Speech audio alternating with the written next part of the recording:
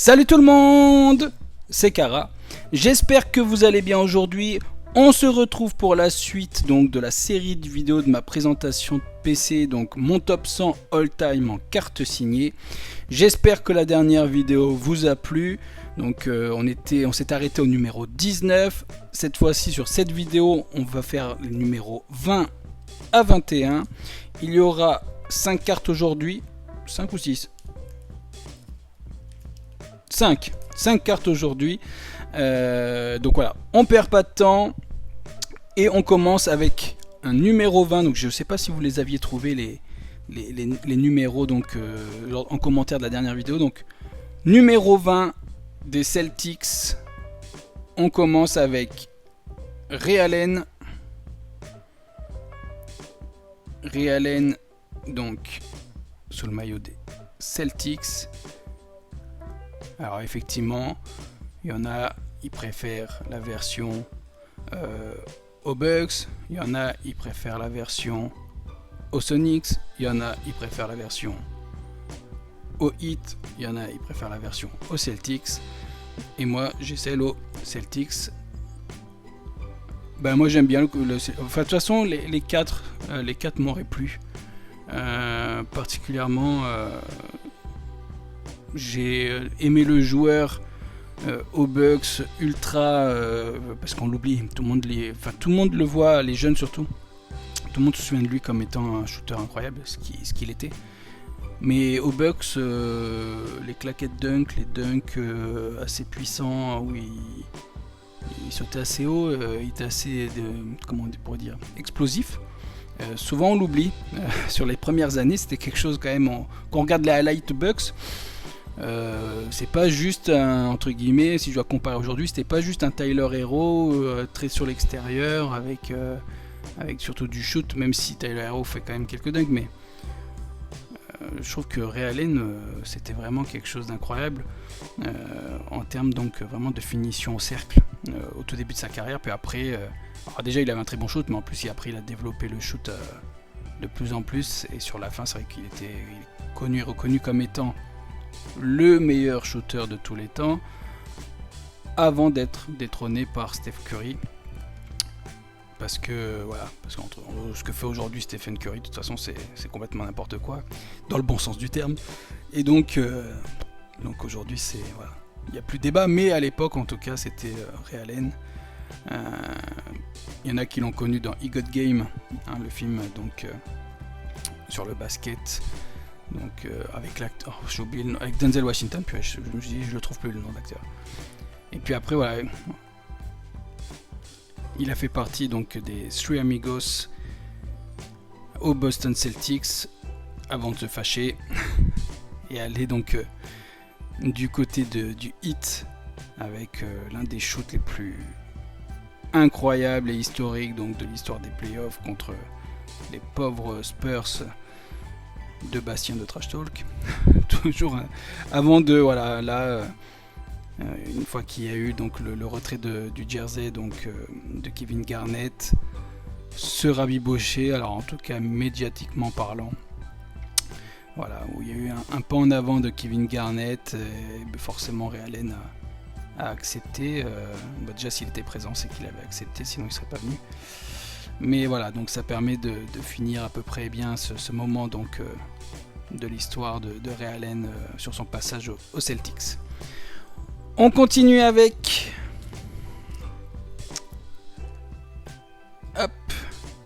Gary Payton aux Sonics. The Glove. Quel trash talker. Oh, quel joueur. Souvent on pense qu'à lui comme étant le trash talk, etc. Mais quel joueur offensif, parce qu'il n'était pas ridicule contrairement à ce qu'on pense. Quel joueur défensif sur les lignes extérieures. Et oui. Et effectivement aux Sonics, donc une franchise qu'on espère revoir bientôt. Hein. Je pense on est unanime. Je crois que je connais aucune personne qui déteste les Sonics. Réellement, je suis en train de chercher, est-ce que parmi, même dans le groupe de collectionneurs que je suis, je crois que j'ai jamais entendu quelqu'un ne pas aimer les Sonics. Pourtant, on a des personnes qui ont connu les Sonics, le passage des Sonics, mais c'est faux comme cette franchise, depuis qu'elle a disparu, a laissé un souvenir plutôt bon. Bah, si vous détestez les Sonics, vous pouvez me le dire en commentaire. Mais en tout cas, je sais pas si c'est le fait que la franchise ait disparu, ça leur a donné peut-être une image sympathique, j'allais dire. Je sais pas, mais c'est vrai que les Sonics, j'en entends toujours du bien. Les gens ont l'air ravis de les retrouver si lors de la prochaine expansion ils font partie des nouvelles franchises. Alors pareil, en tout cas, moi ce que je me pose comme question, c'est s'il y a expansion, donc agrandissement du nombre de franchises dans la NBA, et si donc Seattle est retenu, est-ce que réellement ça sera les Sonics? C'est-à-dire, est-ce qu'ils vont conserver le nom? Moi je pense que oui. Enfin, alors c'est pas que je pense que oui, j'aimerais, mais en vérité on n'en est pas sûr. S'il faut, ça sera les je sais pas, même si je reprends le nom de l'équipe féminine, je crois, ou peut-être que ça sera les Storms les Storms de Seattle, ou ça sera je sais pas, un autre nom, les de Seattle.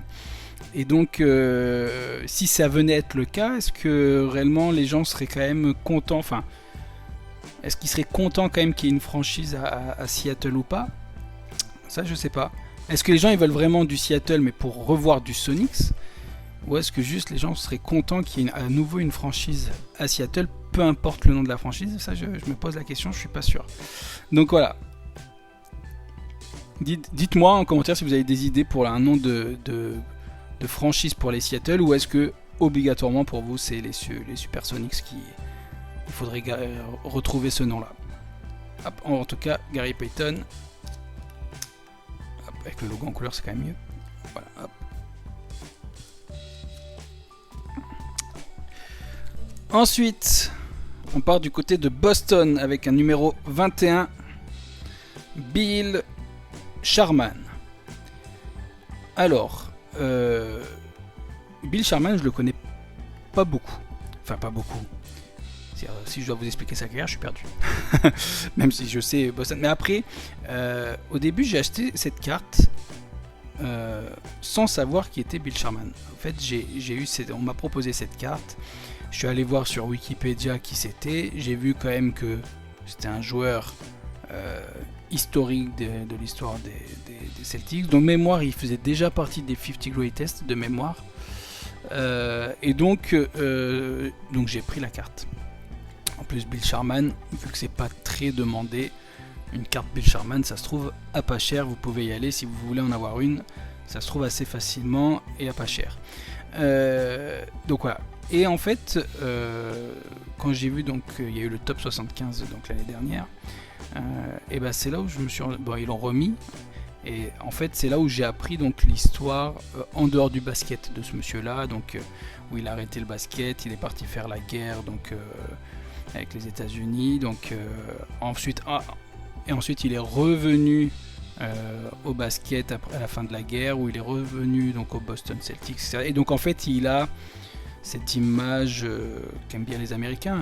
Après on n'aime pas ce côté un peu patriotique, mais héros de la guerre, le joueur qui part du basket pour aider son pays à la guerre, qui revient, etc. Donc il est très respecté aux États-Unis comme joueur et comme homme, d'où sa présence dans le top 75, même si il y en a qui disent que on aurait pu trouver meilleur joueur à sa place, mais bon, vu que c'est un ensemble, il n'y a pas que le basket, c'est un ensemble entre le basket et ce qui s'est passé en dehors du terrain aussi. Donc voilà. Donc forcément avec ce côté-là, j'ai un peu suivi le ressenti américain par rapport à ce joueur, et donc je le mets dans mon top 100, donc aux portes de mon top 100 à la fin, mais juste je le mets par rapport au fait qu'il soit dans top 75. Alors je vous rassure, il y a des joueurs qui sont dans le top 75 qui sont pas dans mon top 100, et il y en a qui sont pas dans mon top 75, comme bonjour Tony Parker, qui sont dans mon top 100, et au revoir Damian Lillard par exemple. Donc voilà.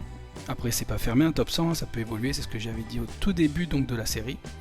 C'est que potentiellement, aujourd'hui j'ai ces cartes là, mais si à un moment donné je dois avoir des cartes peut-être qui vont changer, donc quand j'ai commencé à faire mon top 100, il n'y avait pas Giannis Antetokounmpo dedans. Forcément, les choses ont changé. Il n'y avait pas Nikola Jokic. Forcément, les choses ont changé. Jusqu'à présent, il n'y a pas Luka Doncic, mais peut-être qu'un jour ça changera. Ouais, Embiid pareil, on verra. Donc bon. Ensuite, on continue avec un numéro 21, le premier des deux numéros 21, Dave Bing aux Pistons.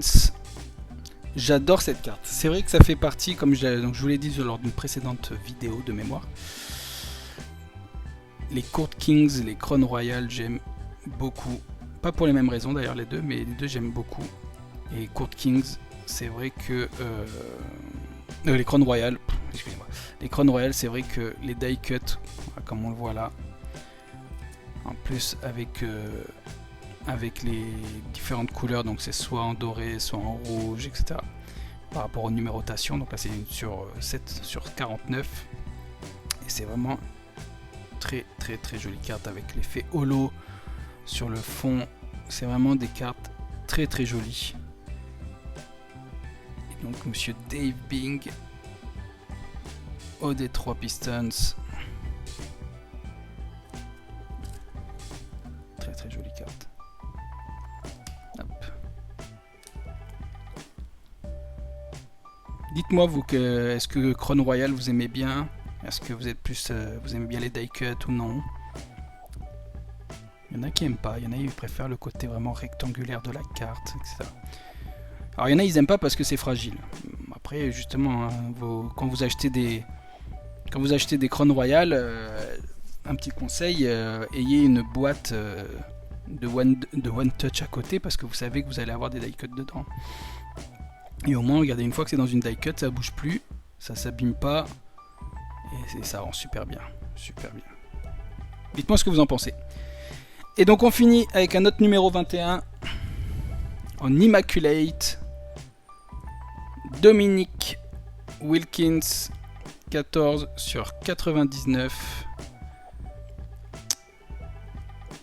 J'aime bien sa signature parce qu'elle est très... ça fait signature un peu de médecin, vous voyez, c'est très patte de mouche un petit peu, contrairement à d'autres qui sont beaucoup plus... Vous voyez, si je vous prends par exemple même la Dave Bing juste avant ou la Bill Sharman, voyez, on voit que c'est beaucoup plus une signature ronde. Là on sent que c'est plus patte de mouche du côté donc de Dominique Wilkins. Quel joueur aussi, hein. Quel joueur, quel dunker, incroyable.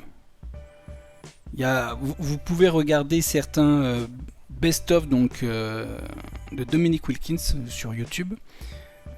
Si j'ai un conseil d'ailleurs, quand vous mettez un best-of de Dominique Wilkins en vidéo, c'est de mettre le son à fond de votre portable ou sur la télé, le son assez fort, parce que au moins vous avez bien le bruit quand il dunk. C'est l'un des bruits qui est... je crois qu'il y a aussi Sean Kemp qui est un peu dans cet esprit là. C'est vraiment des dunkers qui vraiment dunk très très très fort, et donc vous entendez des fois un bruit complètement sourd.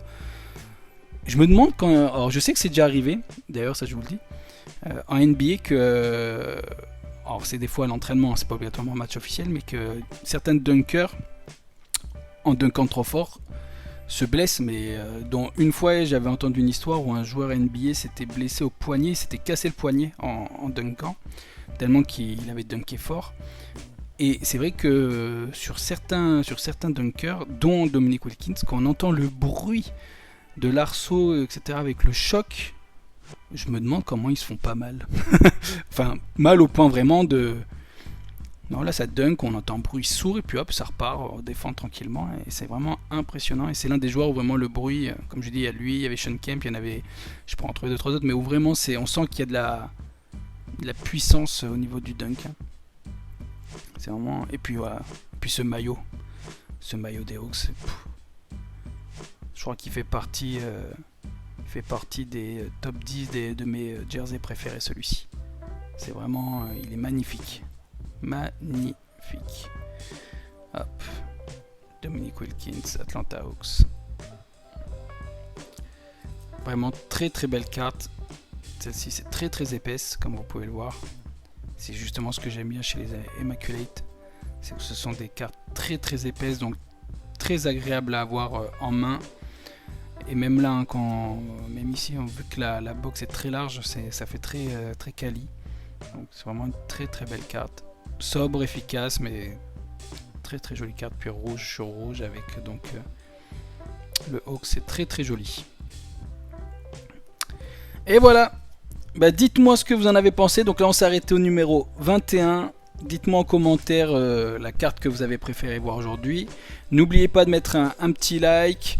Et puis voilà, mais en tout cas merci de suivre cette chaîne. J'espère que cette série vous plaît. On a déjà fait quand même pas mal de cartes, puisque en fait vous allez vite vous rendre compte. Alors ça sera pas sur la prochaine vidéo, mais je pense qu'après rapidement les chiffres vont monter assez vite d'un coup. Donc on se rend compte qu'il y a beaucoup de joueurs qui choisissent soit des petits numéros, et ensuite à partir de 25, 26, hop, après ça va vite monter à 34, et puis après plus on monte et moins il y a de joueurs, et donc après ça va finir assez vite. Donc voilà, donc en tout cas j'espère que pour l'instant vous appréciez cette série. La semaine prochaine, donc on commencera avec le numéro 22 jusqu'au numéro 24. Sachant que je dois recevoir prochainement une carte. Donc il risque d'y avoir peut-être un joueur qui a un numéro plus petit que les cartes que je vais présenter. Mais voilà, vu que ça sera une dernière arrivée, donc j'espère que vous m'excuserez ce changement de numéro là. Mais sinon, voilà, si je ne l'ai pas reçu, la prochaine vidéo ça devrait être donc de 22 à 24. Il y aura 6 cartes normalement, donc voilà, j'espère que ça vous plaira. Sinon, merci de me suivre. Portez-vous bien surtout, un gros bisou à tout le monde et puis ciao ciao, à plus.